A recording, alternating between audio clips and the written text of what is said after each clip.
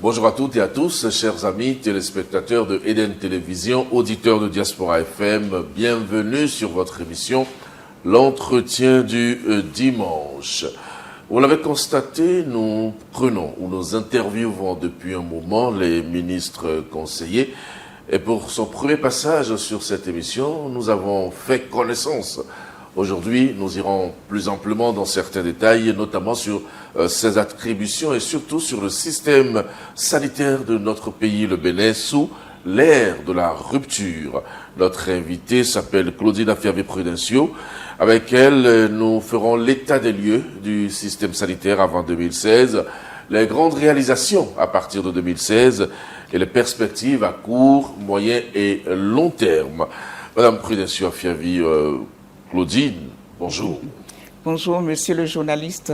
Merci d'avoir accepté encore une fois notre invitation sur le plateau de l'entretien du dimanche. Alors, comment vous vous sentez, Madame Prudencio, au sein du collège des ministres conseillers? Je me sens très à l'aise au sein des collègues ministres conseillers parce que je suis béninoise, ils sont également béninois et c'est des gens que j'avais côtoyés auparavant.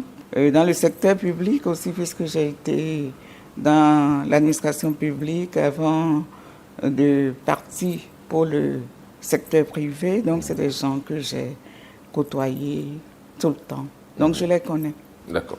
Très bien. Je vous ai sur le plateau. D'accord. Nous parlerons avec vous du système sanitaire béninois, mais à un moment donné, Madame la Présidente Claudine Afiavé-Prudencio, nous parlerons politique aussi avec vous. Alors, d'abord sur le point de la santé, comment définissez-vous votre rôle dans le domaine de la santé au Bénin? Et puis, bon, quels sont les objectifs que vous poursuivez à travers cet entretien que j'ai avec vous? Merci, monsieur le journaliste. Il faut dire que cet entretien vise à informer nos concitoyens sur les réformes structurelles majeures et les réalisations significatives dans le secteur de la santé sous le leadership du président Patrice Guillaume Atanas Talon. En tant que ministre conseiller à la santé, je suis chargée de mettre en lumière ses accomplissements, de soutenir stratégiquement le ministre sectoriel pour aligner nos actions sur la vision présidentielle et de promouvoir une santé publique inclusive et résiliente, moteur du développement national. Alors j'ai prévu avec vous que nous parlions du secteur avant 2016, notamment pour faire l'état des lieux, planter le décor. Et puis après, nous parlerons des réalisations en 2016 et les perspectives. Alors, avant 2016, quelles étaient les principales faiblesses du système de santé béninois? Le système sanitaire avant 2016 faisait face à des défis considérables. Beaucoup de défis, alors. Beaucoup de défis considérables. Les infrastructures étaient insuffisantes et vétustes. De nombreux établissements étaient abandonnés ou sous-équipés. Les ressources humaines étaient limitées. La pénurie de personnel qualifié était particulièrement criante dans les zones rurales. Il y a eu assez de faux médicaments. Le Bénin était un centre névralgique pour les médicaments contrefaits. Les évacuations sanitaires étaient très coûteuses. L'absence d'équipements modernes obligeait les patients à se rendre à l'étranger pour des traitements spécialisés. Donc ces insuffisances mettaient à mal l'accès équitable à la qualité des soins pour la population. Je ne sais pas si vous avez connu le hangar qu'on appelait à Djegoulé au marché d'Antopa. Oui, voilà, c'est ça. Au niveau de ce hangar, il y avait des médicaments contrefaits qui se vendaient sans ordonnance et tout. Et tout ça entraînait des insuffisances rénales. On voit bien que le tableau était vraiment sombre avant 2016.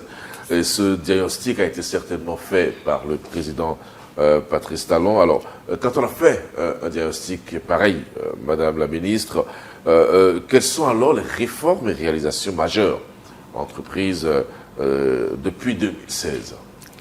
Depuis 2016, le président de la République et son gouvernement ont initié une transformation globale du système de santé structuré autour de 5 axes, je vais dire. Lesquels? Voilà, il y a les réformes institutionnelles, la création de l'Agence béninoise des médicaments, la mise en place de l'autorité de régulation du secteur de la santé, la modernisation des infrastructures, la construction du CHIC, le centre hospitalier international de Calavi.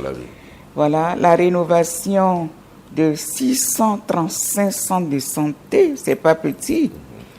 L'acquisition de 188 ambulances.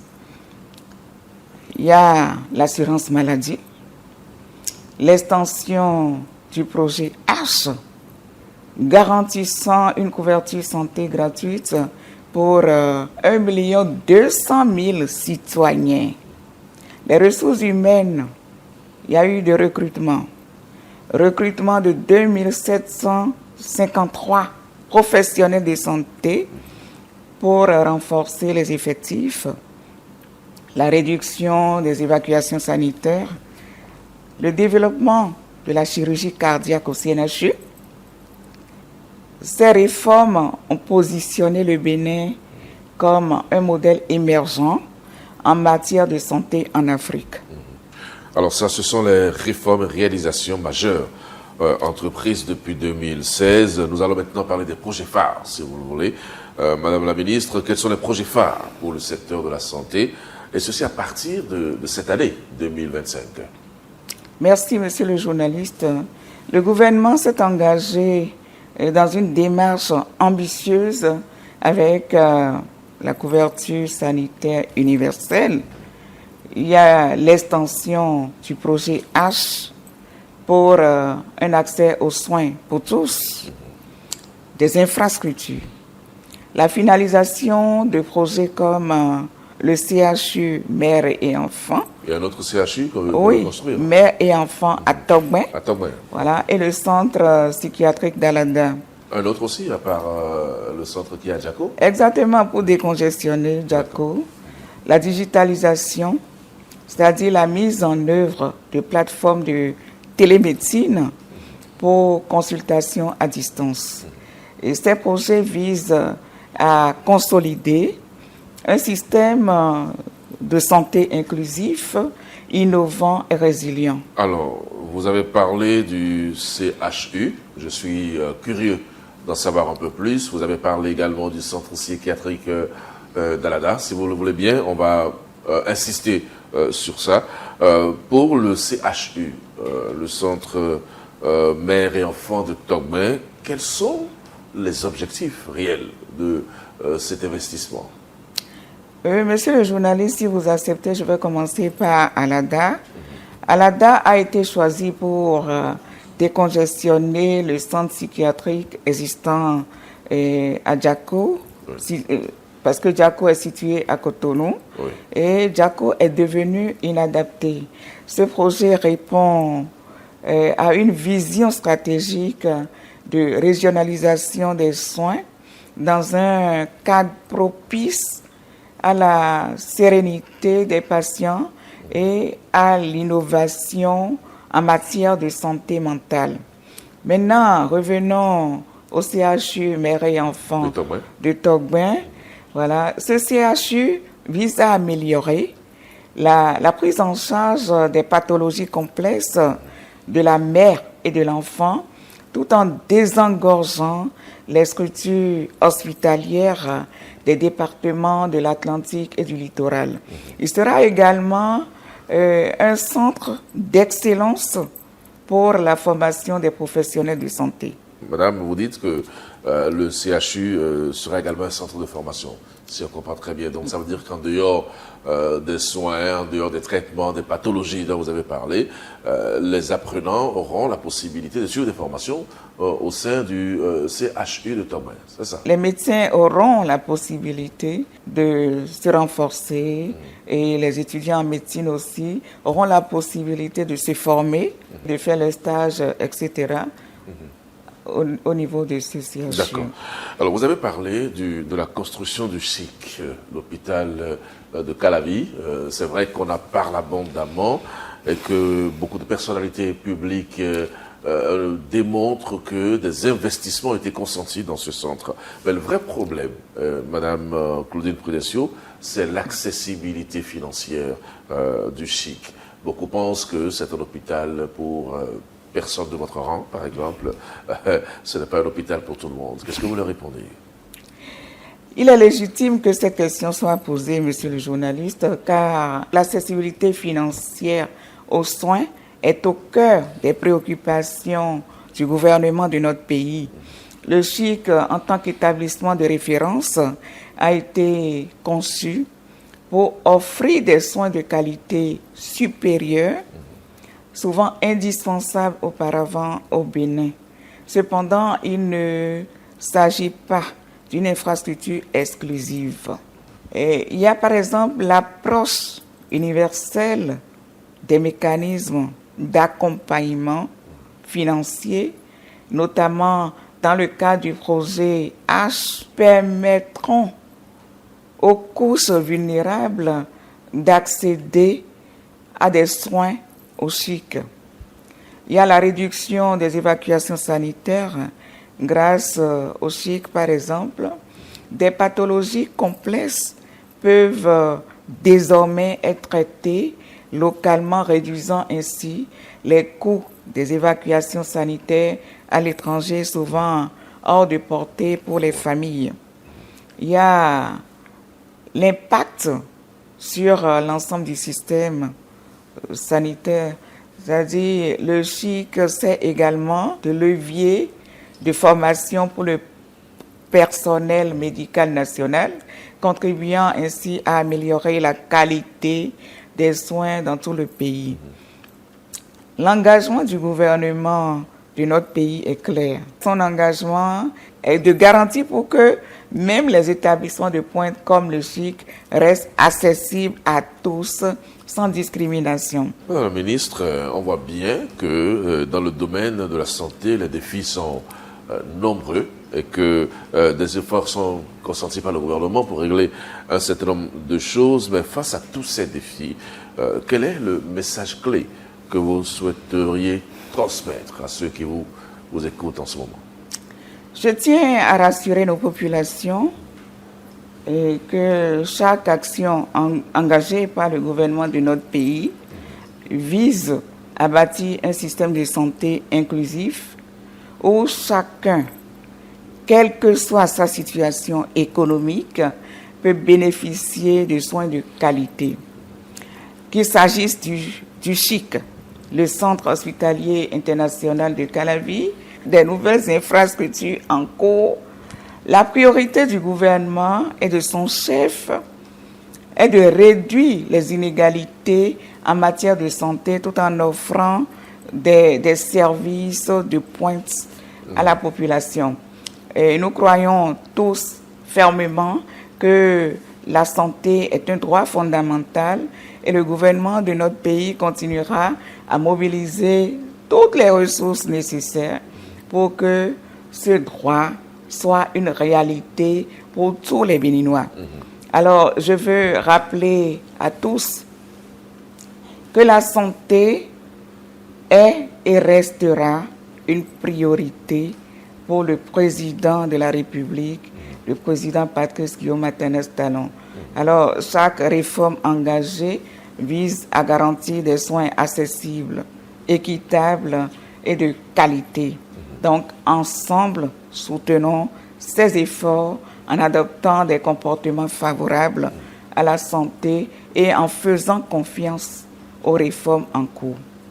D'accord. Je vous ai dit au début que je ne peux pas vous avoir sur le plateau sans parler politique avec vous. Madame Claudine Prudencio, vous avez évoqué régulièrement, et vous continuez d'ailleurs de le faire, publiquement ceci, avoir souffert de misogynie. Vous comprenez qu'on parle politique, mais on parle en même temps femme. Dites-nous concrètement, cela vous a marqué en quoi, cette misogynie dont vous avez souffert tout au long de votre parcours politique? Effectivement, la misogynie a été une réalité douloureuse dans mon parcours. Être une femme dans un environnement politique majoritairement masculin est souvent synonyme de double combat. Il faut d'abord démontrer ses compétences, puis se battre pour être accepté, respecté et entendu. J'ai été confrontée à des barrières, des préjugés et parfois même des attaques personnelles. Bon, on ne dira pas. Ah ben oui. Vous semblez plus forte que ça. Mais oui, des attaques personnelles visant à me dissuader. Mais ces épreuves m'ont renforcée et motivée à m'investir encore davantage pour ouvrir la voie à d'autres femmes. Et vous avez le sentiment que d'autres femmes suivent vraiment cette voie-là?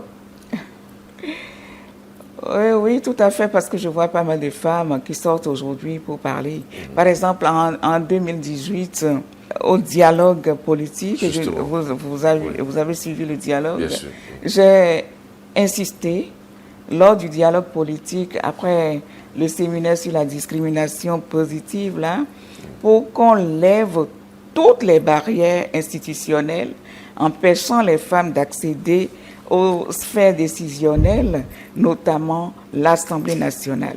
Mon plaidoyer a trouvé un écho favorable car la révision de la Constitution qui a suivi a intégré des dispositions en faveur de la promotion des femmes en politique. Aujourd'hui, nous comptons 29 femmes à l'Assemblée nationale. C'est un progrès significatif par rapport aux 6, 8 ou 7 que nous avions auparavant. Cela montre que lorsque la volonté politique est là, des avancées sont possibles. Par exemple, l'actuel président de la commission des lois, Monsieur Orden, l'honorable Orden Ladatsi, a toujours martelé, a souvent martelé sur les plateaux télé que j'avais fait ce plaidoyer-là. Et ce plaidoyer nous a emmenés aujourd'hui à 29 femmes à l'Assemblée nationale. C'est déjà quelque chose et nous allons continuer. Est-ce que vous pensez concrètement en votre fort intérieur, votre âme et conscience, est-ce que vous pensez que cette augmentation du nombre de femmes à l'Assemblée suffise pour lutter contre la misogynie? Parce que c'est ça le problème, madame. Monsieur le journaliste, c'est déjà un pas dans la bonne direction, mais ce n'est pas suffisant. Je suis d'accord avec vous, mais la misogynie est un problème profond. C'est profond, ancré dans nos mentalités et nos pratiques sociales. Donc, augmenter le nombre de femmes dans les instances de décision est essentiel pour ouvrir la voie et inspirer d'autres. Mais il faut aller plus loin, sensibiliser, éduquer et renforcer les lois qui protègent les droits des femmes. La lutte est longue et difficile, mais je suis optimiste. Et avec la volonté politique actuelle, nous avançons. Nous avançons. Vous dites que la lutte est dure, hein? Vous dites qu'elle est difficile. Ça veut dire qu'il y a des obstacles majeurs qui subsistent dans la lutte contre la misogynie. Quels sont, selon vous, ces obstacles majeurs? Monsieur le journaliste, les obstacles sont multiples. Il y a d'abord les préjugés culturels qui limitent la place des femmes à certaines sphères de la société. Ensuite, les inégalités dans l'accès aux ressources, à l'éducation et aux opportunités jouent un rôle important. Enfin, il reste des résistances dans les institutions même où certaines mentalités conservatrices freinent l'évolution. Mais je suis convaincue que par un travail acharné, un plaidoyer continu et une mise en œuvre rigoureuse des politiques publiques, nous pouvons dépasser ces barrières. Le chef de l'État a joué un rôle important dans cette lutte, et vous l'avez rappelé tout à l'heure. Le Parlement également a joué son rôle à lui. Alors, comment est-ce que, si vous étiez demandé d'évaluer les différents rôles, notamment celui du président de la République et celui du Parlement dans la lutte contre la misogynie, comment allez-vous faire cette évaluation? Monsieur le journaliste, le rôle du chef de l'État et du Parlement béninois est central. Le chef de l'État a montré une réelle volonté politique en soutenant des réformes favorisant l'égalité des genres. Quant au Parlement, il a su porter ces réformes, notamment en adaptant des lois qui ouvrent la voie à une meilleure représentation des femmes. Je tiens d'ailleurs à saluer le travail du président de la commission des lois actuelle, l'honorable Orden Aladati, qui n'a cessé de défendre ses idées sur les plateaux télévisés. Cela prouve que le changement est possible lorsque la vision est partagée par les dirigeants. Quel conseil donnez-vous aux jeunes femmes qui vous suivent à la télévision, qui vous écoutent à la radio? Alors, quel conseil vous leur donnez à elles qui souhaitent s'engager en politique malgré ce que vous dénoncez, la misogynie? Je leur dirais simplement de croire en elles-mêmes et en leurs compétences. La misogynie ne doit pas être un frein, mais une raison supplémentaire de s'engager. La société a besoin de leur talent et de leur vision. Je les encourage à chercher des mentors, à construire des réseaux solides et à se former continuellement. Ce n'est pas un chemin facile, mais les barrières peuvent être brisées. Et je suis la preuve que c'est possible. Vous avez des mentors? Ah mais oui, mon mari est mon mentor.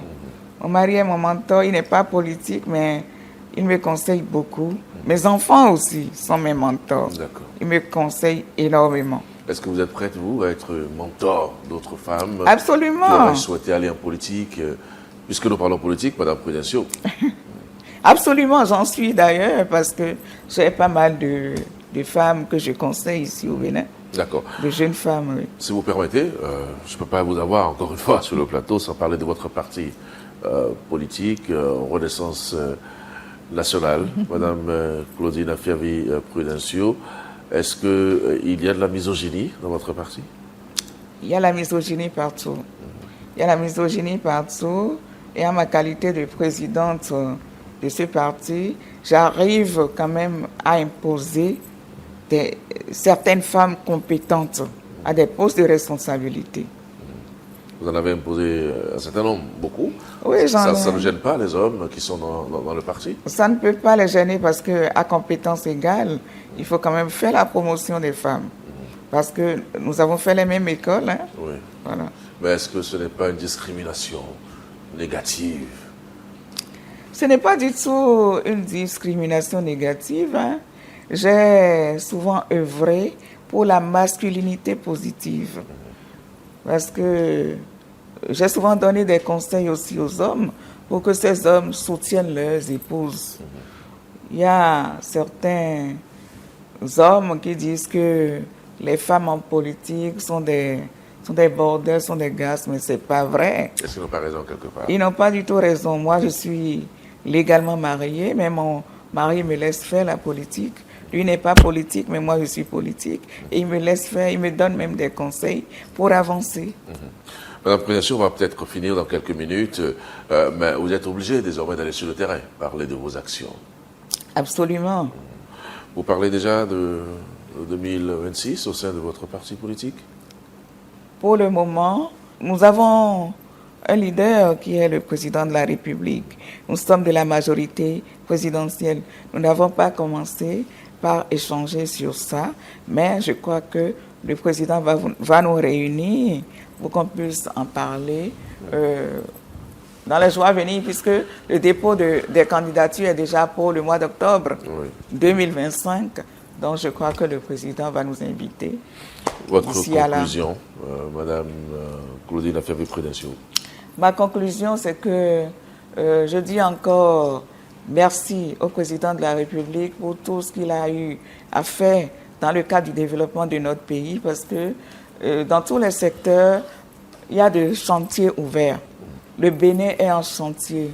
Donc je dis merci au président de la République qui a su réfléchir à comment développer de fond en comble notre pays et qui a amorcé ces développements. Parce que moi, depuis ma naissance, je n'ai pas vu un régime qui a véritablement pris à bras le corps tous les secteurs pour pouvoir les développer à la fois. Voilà, les développer à la fois. Mais aujourd'hui, nous avons vu ça et je souhaite vivement que celui qui prendra le pouvoir après le président Patrice Talon continue dans ce sens pour qu'on ne recule pas du tout. Il faut que cette dynamique continue. C'est important pour notre pays. D'accord. Dans la préparation de cette émission, Madame Prédencio, nous avons tendu nos micros à certains Béninois, notamment sur la question sociale, la question de la santé. Nous finirons cet entretien en proposant à nos téléspectateurs de suivre le fruit de nos collectes dans ce sens. Et ceci dit, nous allons vous remercier pour votre participation à cette émission. Vous souhaitez plein succès dans la mission qui est désormais la vôtre, aux côtés du chef de l'État et sur le terrain, pour que tout ce qui a été réalisé, tout ce qui a été fait, soit connu des Béninoises et des Béninois. Encore une fois, merci, Madame Prédencio. C'est moi, merci, monsieur le journaliste. Merci à vous, chers amis téléspectateurs de EDN Télévision, auditeurs Diaspora FM. Je vous retrouve dimanche prochain, si Dieu le veut. Vous l'avez certainement constaté, nous faisons l'essentiel pour faire parler l'ensemble des membres du collège des ministres conseillers. Nous en sommes à 3, tout calcul fait. Il nous reste encore 9 ministres conseillers à interviewer, en espérant qu'ils se rendront disponibles pour mieux expliquer leur mission et nous dire un peu quelle est leur feuille de route. Bon dimanche à chacun et à tous et bon appétit. Projet Assurance pour le renforcement du capital humain, ARCH, est une initiative de gouvernement pour soutenir et accompagner les populations vulnérables d'une part et garantir une protection sociale pour tous les Béninois d'autre part. L'objectif général de ce chef-d'œuvre est d'accroître la capacité et l'accès aux services de base ainsi qu'aux opportunités économiques de façon durable et équitable pour tous les Béninois, surtout les plus défavorisés. Lancé en juillet 2019, ce projet est subdivisé en plusieurs volets, dont notamment celui de l'assurance maladie qui a démarré sur le terrain par la phase technique des enquêtes. Est-ce que vous vérifiez qu'effectivement les critères de pauvreté sont respectés? En fait, il y a 23 listes qu'on nous a faites. Projet pour le renforcement du système sanitaire, qui a une liste. Il y a aussi le projet H lui-même qui a aussi 2 listes. Il y a les pauvres extrêmes et les pauvres non extrêmes.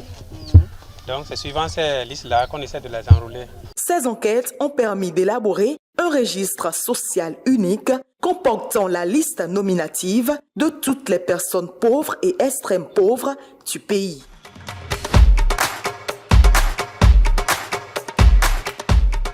Après cette phase, s'en est suivie l'étape de validation communautaire où les noms des ménages pauvres retenus ont été affichés sur la place publique pour confirmation ou dénonciation. Ensuite, les données statistiques recueillies ont été traitées pour l'édition des cartes biométriques devant servir de sésame pour l'accès aux soins de santé de qualité. La dernière étape de ce processus a porté sur la distribution aux bénéficiaires de ces cartes biométriques éditées. C'est un projet qui tient particulièrement à cœur au gouvernement.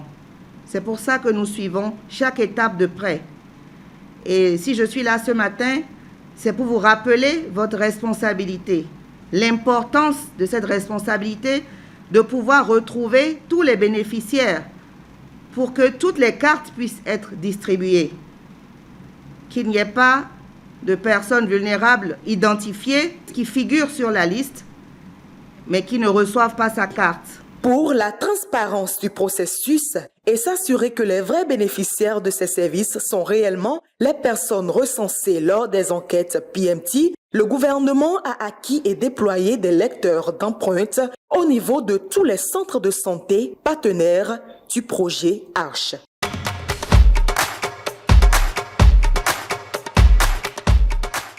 Avec ces cartes biométriques, les cibles sont gratuitement prises en charge dans toutes les consultations, dans les affections et soins médicaux, ainsi que dans les analyses biomédicales y afférentes. Le traitement les bleus. Nous c'est 14. Nous y amassi. Nous on l'a mis des divois de l'office, nous servi bimi. Bokale donne le traitement et on a nous c'est ouais.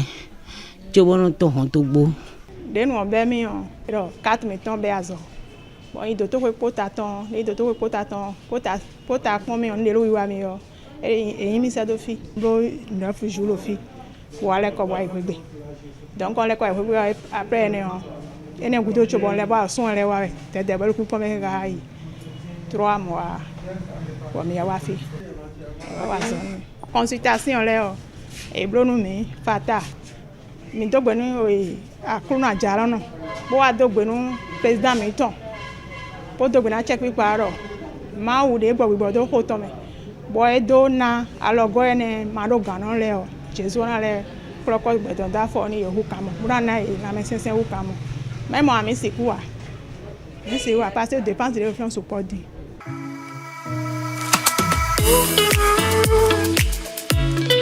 C'est vraiment utile et on salue l'initiative parce que avec ça maintenant les malades spontanément, surtout les détenteurs de cartes, se dirigent directement vers les centres de santé.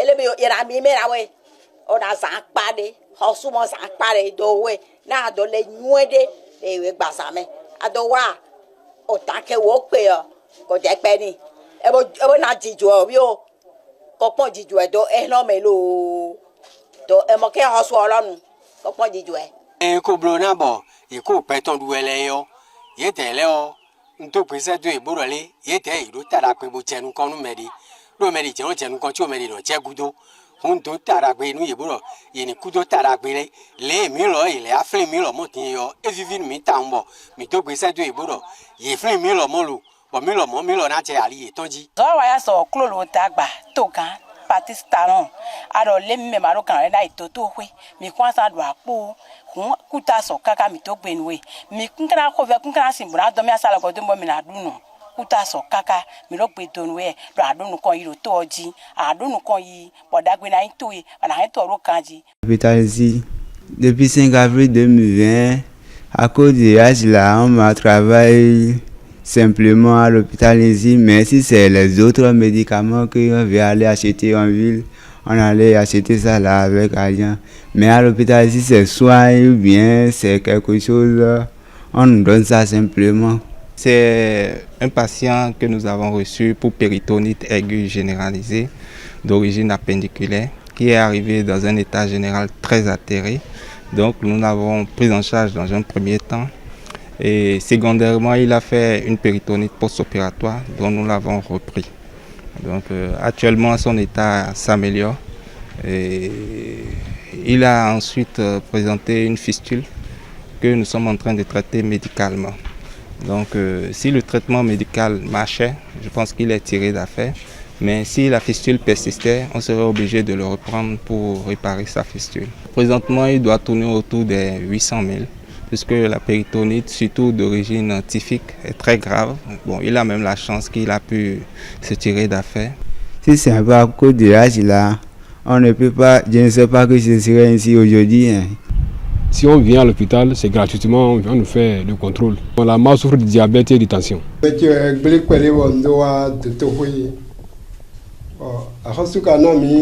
Je ne me sens pas bien, c'est pourquoi je suis venu à l'hôpital. J'ai gardé sur moi ma carte et les médecins m'ont soigné sans me prendre le moins de francs. Un quatre à Paris, à Wafia, a traité sans doigt. Agba un 4 heures, j'ai fini, il y a ma nawe. Bon, n'était et n'a compté. Il suffit d'avoir ta carte sur toi, puis ils te prennent en charge. Jusqu'à ce que moi j'accouche, ils ne m'ont pris aucun copec. Au même moment, d'autres ont accouché et n'ont pas bénéficié du projet parce qu'elles ne détiennent pas leur carte.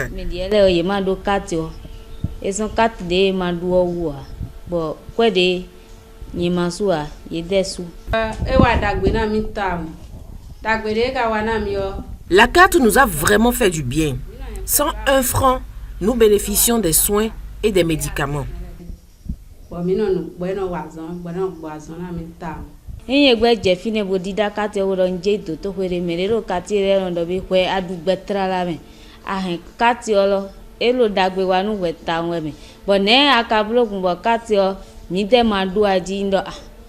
je vais aux soins à l'hôpital avec ma carte, mes voisins m'envient et me demandent comment j'ai fait pour avoir la carte.